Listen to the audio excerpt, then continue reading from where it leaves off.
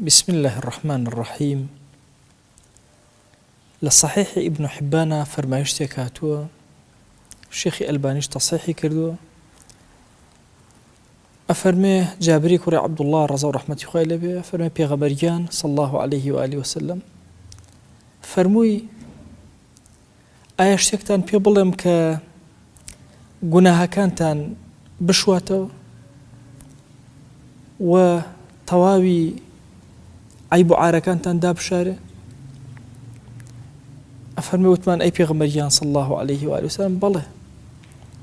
فەرمووی دەستنوێژگرتن بەسەر دەستنوێژگرتنە لە کاتی ناڕەحەتی و ئێش و ئازارە، کاتێکەوە سەرمایە، کاتێک کە گەرمایە، کاتێک کە ناڕەحەتی هەڵ ئەسی دەستنوێژەکەت جێبەجێک نەخۆشی ناتوانێ لەسەر مەکروهات و ناڕەحەتی لەسەر مەکارێ کاتێک کە دەستنوێژەگری دەستنوێژێکی جوانەگری لە گوناهەکانت ئەوەرێ.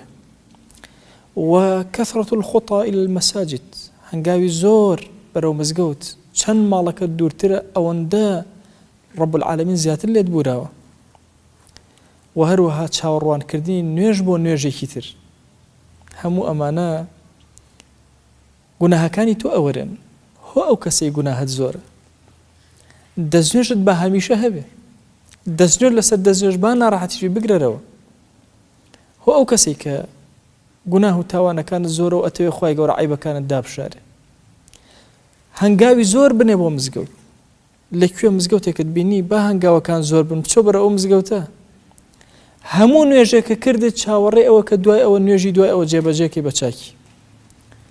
ئەم ئینتیظاری نوێژ لە دوای نوێژە ئەبێتە مای لێخۆشبوونی رب العالمین.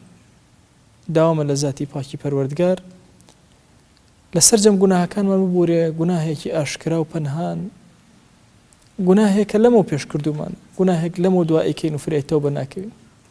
خوایە داوا لێ ئەکەین بە ڕەحم و کەڕەمی خۆت هەموو هەنگاوێکمان بۆ مزگەوت، هەموو دەستنوێژگرتنێکمان، هەموو چاوەڕوانیەکمان بکەرە مای لێخۆشبوون لێمان ببوورە یا ئەکرەمە الئەکرەمین.